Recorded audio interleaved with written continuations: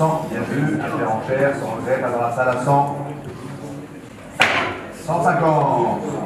Ça fait quand même 50 ans que je collectionne toutes ces choses. Et ce qui est dommage, c'est qu'on ne les voit plus. Parce que la dernière exposition que j'ai faite, c'est en 1995 à la Villette.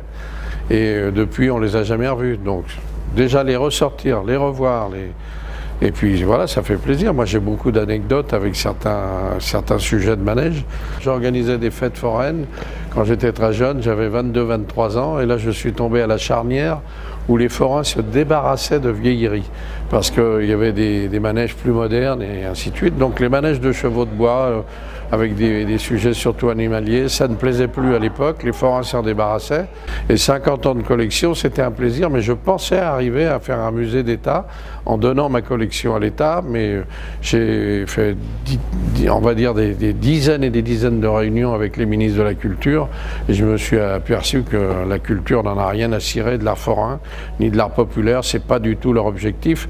Et c'est un peu dommage, parce que quand on voit le nombre de collectionneurs qui s'y intéressent, y compris les étrangers, mais au moins là, les sujets à la manière qu'ils sont vendus, ils vont être dans des magasins, dans des espaces, dans des endroits de collection, ça va leur offrir une nouvelle vie. Donc c'est pas déplaisant.